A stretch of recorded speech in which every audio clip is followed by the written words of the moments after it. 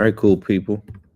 So we're gonna now we're gonna look at uh, data storage. In particular, we're gonna look at variables. Uh, so this is dealing with data storage. Okay, so I'm gonna go ahead and set up my uh, files. I'm gonna connect them and everything again, much like we did before. So I'll walk through it one last time. So here inside of Visual Studio Code, I can just type HTML:5. I'm in my index.html file, okay, and I'm going to type HTML:5. That's going to put up all of this stuff here. Inside my body, I'm going to make a simple H1 element. So I just type H1 and hit the tab. And then I'm going to, inside of there, I'm going to type data storage. And what I need to remember here is I need to make sure I add my script. So I can start typing script up, and Visual Studio Code already knows what I want to do. I want the one with the source. So I come down here to source, hit tab. And the location I want to go to, I've already created an app.js file that is inside of my JS folder. I'm going to type JS and then slash and then app.js. If you need to make your files and folders, pause the video right now. You can go ahead and set that up. Okay. Nothing in particular going on here, nothing special. Rather, we're just going to be consoling out information. Okay. So it's not too difficult, but again, you'll need a root folder. I name mine data storage. Then I have inside of my data storage folder, I have a JS folder. Inside of my JS folder, I have an app.js file. And then also inside of my data storage folder, I have an index.html file. Okay. And so that's all you need right there. If I come back over here and I refresh my browser, there I see data storage.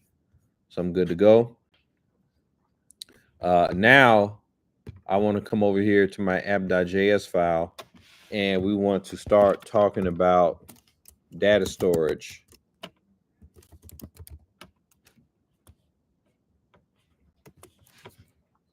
And in particular, right now, this lesson, we want to talk about variables.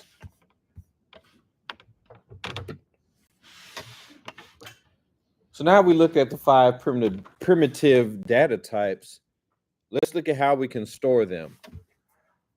And this is like really big. This is like the first big concept, I'll say. Because so far, all I've been able to do is just say console.log 5 or, console.log hello. That's all I've really been able to do. Okay. I type a command out, the computer runs it, prints it out, and that's all that I've been able to do. I'm going to delete that. I don't need you. But I haven't been able to store it yet. Variables allow me to store a singular piece of data. Okay, so it is a container that stores a singular piece of data. Like when I have my definitions on here, these are my definitions, the way that I understand it. It is not just pulled out from my own imagination. It does. They can all be referenced to a source more knowledgeable than I am. However, this is the way I like to look at these definitions or these terms rather. But a variable is a container that stores a singular piece of data. You can think of a variable as a box that we can store information in. That box can be put away until we need to use it, and we can use it as much as is required. So far again, we've had information, we have numbers, we have strings, boolean, undefined null, etc. We have all these data we have this data, but we haven't been able to store it away. So a variable allows us to store the data. And this is the syntax for creation of a variable. You can see right here we have the var keyword. And when I use this var keyword, I'm letting JavaScript know what to expect, what's coming up next. And what is coming up next is the variable name. So I have var and then the variable name, and then we have this symbol, and generally we call this an equal sign, right? That's out there in the 99.5% of the world, but we're not in that. We're in that 0.5% who actually knows how to code. So it's no longer an equal sign to us. This is the assignment operator. And what it does, it assigns value to a container, if you will. So we will assign the variable or the container some type of data. And you can see here that this is a single equal sign, if you will. And that's different from when we looked at the Boolean operators where there was two equal signs. One equal sign is not an equal sign. We call it the assignment operator. Okay. So the way that I like to speak it out is that it means gets. And then the last thing we do is we assign the variable with our data. So let's do that right here. Let's do this example. We have var greeting gets hello. And that's how I read it. Var greeting gets hello. So, and I'll type here in the comments, I'll say var. Again, I use the var keyword.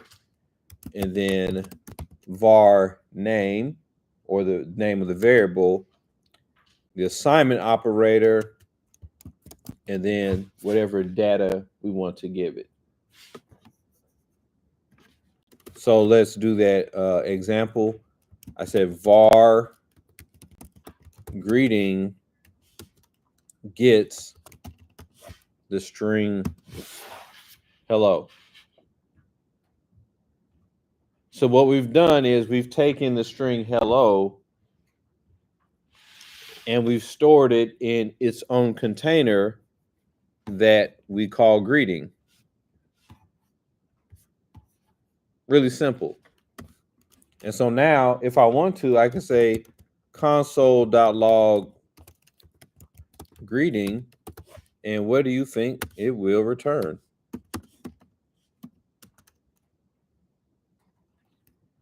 Hello. Yeah, it'll return the string hello. Come back over here and haha. Wait, where are you? Oh, that's right. So yeah, this is another browser. This is a different profile. So again, if I want to, I can customize my toolbar, and I do that by finding these three dots over here on the right. And this is for Google Chrome. If you're on Google Chrome, I click on it. I'm going to scroll all the way down here to more tools. And when I come over here and hover over more tools, this other little tab pops up, this other window, and there's customize Chrome. I'm going to click on customize Chrome. Oh, not you. Oh, yeah, it is you. Here's the toolbar right down here. So I come over here to the toolbar. I click on toolbar. And so I can actually add different icons to my toolbar. So I'm going to add home because I just want to be able to click and go to my home. I want to do bookmarks. So I'll click on that. You can also do history. I'm not going to do that. But the one that I want is all the way down here at the bottom. As a matter of fact, my big head is in the way on the screen, but you should be able to see developer tools down here at the bottom. I click on developer tools and that pops up. So now I have this icon here, and all this again, this does is I can click on this to open up the console as opposed to me having to right click and then inspect. The person next to me yesterday told me that you could just hit the go live button on the. Yeah, but we haven't gone there yet. I haven't discussed that yet. But yes, you could. Yes, you could. If you wanted to, you can inside of Visual Studio Code. Visual Studio Code has a built-in live server that you can click on, and so that way, once your file has been saved, whether you have it on autosave or not, you could come over. It'll automatically rerun the program. I normally I keep my live server on. I do that, but for right now, I'm not until we cover a couple other things because I want to show you where it's not a good idea to do that. um, but yes, you can. You could if you click on live, go live down here. I know, like on the video, my big head's in the way. But if you've added the extension, you can add the extension live server. Oh, where are you? Here you are, live server. You can add this extension to your Visual Studio Code window, and you'll be able to start up a live server. Okay, I'm not doing that for right now, but you can. Anyways, back to the lesson. When I console.log greeting, notice that in the console, it doesn't return greeting, the text, it returns the string hello. Okay. What happened is, again, this variable is a container. So it's like a little box, if you will. And inside of the box, we put the string hello. So when we console greeting, it didn't return, or it didn't see it in print out greeting. Like I don't see greeting here. What I see is hello. It's much like, for your birthday or for Christmas when you're gifted a present, right? It's like, ooh, I got a box. Like no one says that, unless you're like 2 or 3. The 2-year-olds and 3-year-olds, they like to take the stuff out of the box and then play with the box and run all inside there. But we're way past that. So if someone gives you a box with a gift inside, you take the contents of the box out, and that's your gift, not the box itself. So that's what's happening here when I'm consoling greeting. It didn't return greeting, or it didn't print out greeting. It printed out hello. So that's pretty cool. Something else let's look at this again with the variable. Again, we need to have the variable keyword, which is var. So whenever I use the keyword var, that means that, hey, I'm expecting a variable to come next. And then I have my assignment operator, which again means gets, and then whatever my data is, which is in this case right here, in this instance, it is the string hello. So I'm saying var greeting gets hello. And this is how you create a variable. And so now I can come over here again and I can say console.log. Watch this. I can say greeting plus, and then what I'm going to do, I'm going to add a string to this. Greeting plus satch.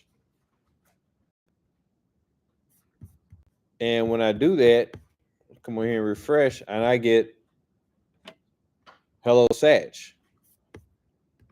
Because greeting is what? What is the data type of greeting right now? No, it's a string, right? So greeting is a string, and I am combining or concatenating these two strings, the string hello with the string satch. And so it returns hello satch. So a lot of cool things that we could do with variables. All right. But let's talk about these naming conventions because we can't get by without some rules, right? We got to have some rules for this, otherwise it'd be running all reckless and crazy and wild, and we certainly wouldn't want that because that would make programming extremely difficult if there are no rules. It's not like the Wild Wild West. Anyways, here we go. Let's look at some naming conventions when it comes to variables. One, first and foremost, variables must start with a letter, underscore, or $sign. In most cases, it will be with a letter, generally a lowercase letter. Okay, so in other words, I can't create a variable. I couldn't do this. I couldn't say var, and then let's say I put the @ right here, or let's do exclamation point. See, I'm already getting an error right here. The little red squiggly line, hey, you made a mistake right here. It doesn't like that. You hear, I see I try to put the @ and it doesn't like that. Okay, if I use ampersand, nope. If I use a star, nope, it doesn't like that. Okay, even if I put a number there, it doesn't like that. Okay, so it has to start. Now you can use a $sign, and there are certain instances where you would need to do this, but generally, for what we're doing right now, where we are at this stage, we don't need to use a $sign. All right, now in other languages like say PHP, you would need a $sign, but you can also do an underscore. That'll work. If I say var foo, this works as a variable. I can do that. And some people, like to do underscore for stylistic purposes. You can do that. However, we generally want to start with lowercase letters. Okay, like so, var foo. Any questions or comments about that? Well, none of it is showing up on the inspect. Because we haven't consoled it yet. Yeah. That's why we're just typing it up. That's the other thing. That's the cool thing about it, because again, it's a good point. With variables, you can create them, you can store them away. It doesn't run anything immediately, but you can store it away to be ran later. So it's showing it for you, but it's for us. No, if I come over here and I say, let's say, I'm talking about like the actual period. oh, so all of this, yes, make sure that again in your index.html, make sure you add that. I think I was missing something. Yeah, make sure you add the script to your index.html file. Okay. So yeah, variables must start with a letter, underscore, or $sign. In most cases, it will be with a letter, generally lowercase. There are instances where you will use a capital letter, but kind of stay away from those for the most part, because they tend to have a different meaning. Okay. 2, names cannot contain spaces. All right, so a variable name cannot have any space. In other words, I can't say var my age. It doesn't work that way. I can say my age like so, and this is what we like to call camel case. Camel case is where the first letter of the first word is lowercase, and then the first letter of every other word is capitalized. So I could do something like this. This works. I can also do underscore. So I can say var my underscore age. This is also valid. So one of those two. Sometimes your variables will be, multiple words, will contain multiple words, in which case you will go with either camel case or underscore. And it is just a style thing, okay? Whatever your preference is. Me personally, I like the camel case, is what I do. Because it's less characters I have to type. However, I've worked with code that is underscore, where they use an underscore instead, is perfectly fine. Next, variable names cannot be the same as JavaScript keywords, okay? And we've already seen one keyword, and that's var. There are other keywords that are out there in JavaScript. We cannot use keywords for variable names, all right? Because again, those keywords, and we'll explore those as we go down the journey of JavaScript. Those keywords cannot be used for anything other than that keyword and what it represents. Okay. So I can't say var, right? You see, I get a little error message right there. Doesn't like it. Now I could say var variable if I wanted to, because variable is not a keyword, var is. Here you see next, no special characters. So, and these are the list of the special characters. Cannot use them inside of variables at all. All right. These will not work. No ampersands, no octothorpes, stars, hyphens, or percent symbols. None of those will work for variables. You will get an error message. And then last one is not necessarily a rule technically, but variables should, the names of them should mean something, and they should indicate what that particular piece of data represents. And this is more of a conceptual thing, again, as opposed to a technical thing. Because as developers, when we're in this world, we don't want to just write code for ourselves. Like I could get by if I wanted to, if I just want to say var q, that is valid. It's going to work if I say var q equals, I don't know, 6. That actually works, okay? However, data represents something, right? So the number 6 is not just, some arbitrary number 6, but this number 6 represents something. It could be, how many, in millions, how many dollars a company has made in a quarter, or it could be, how many albums we have in inventory, or someone's shoe size or whatever. That number represents something, okay? And so we want the name of our variable to indicate that. So, for example, if I was doing, say number of albums in stock or particular album. What's that album, Pat, that you Welcome to the Black Parade. by who? My Chemical Romance. Oh, by them, My Chemical Romance. I've heard of them. I've heard some music from them a long time ago. So, I could say, hey, this is maybe it's their 6th album, I don't know, or this is how many we have in stock in my store. This Q doesn't indicate much for me, right? That doesn't tell me what this represents. A better way of doing this would be, var album in stock. And I would say albums, make that plural. So this is a better variable because it helps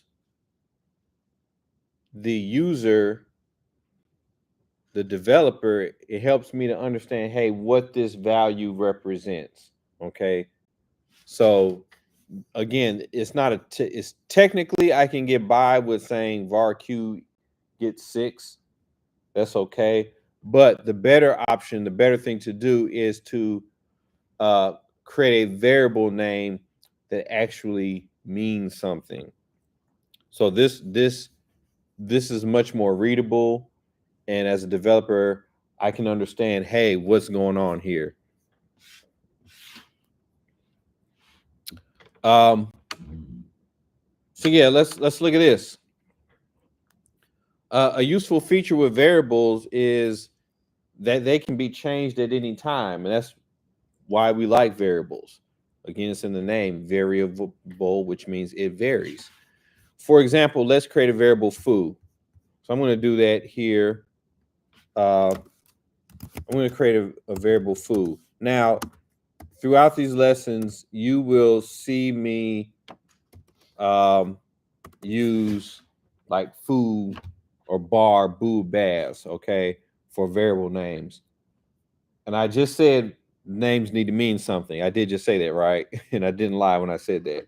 Okay. However, there are instances where we don't the name of the variable is not as important as the concept of what it's doing. And so in such case, you'll see foo, boo, bar, baz, whatever. You'll see that pop up. You'll see me do it. I didn't create this on my own. This is just stuff I've learned how to code. This is just what I saw, and I've understood it to be, hey, we're not so concerned about the name of the variable as we are concerned about the actual concept.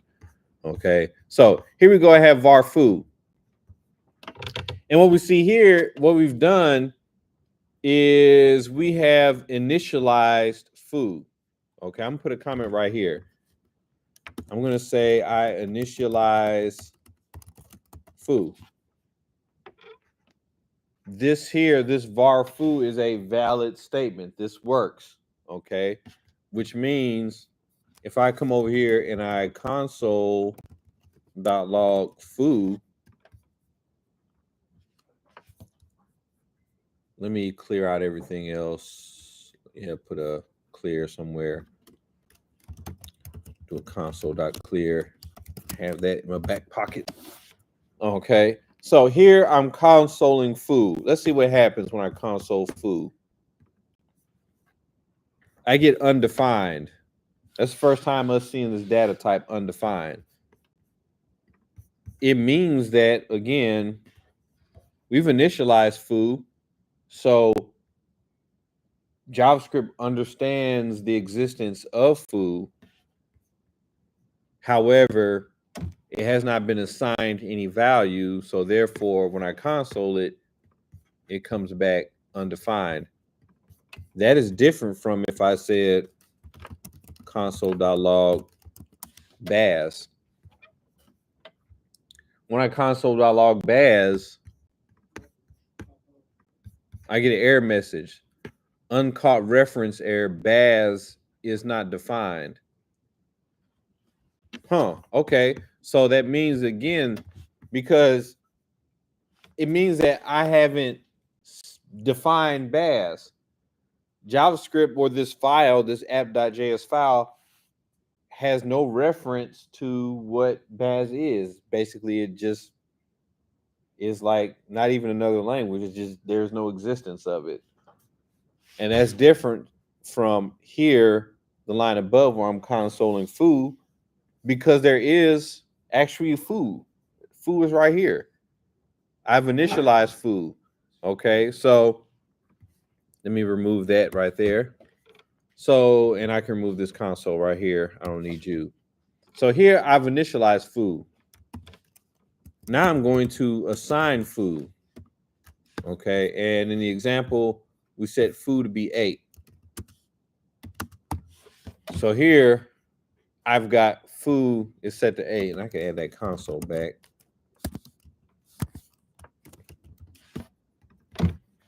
So now when I console.log foo, again, it's going to return the value, the number 8, because 8 was stored in foo.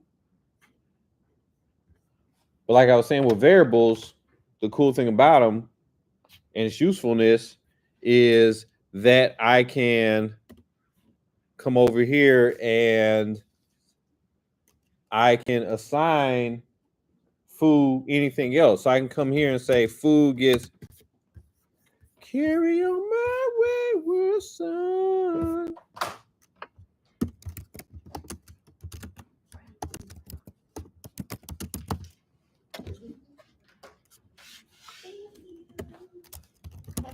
You too. So now I can take foo, which again is just a box, and I can assign it something completely different. Not only is it something different from 8, it's a completely different data type. And I come over here and I refresh the browser, and there I see carry on my wayward son.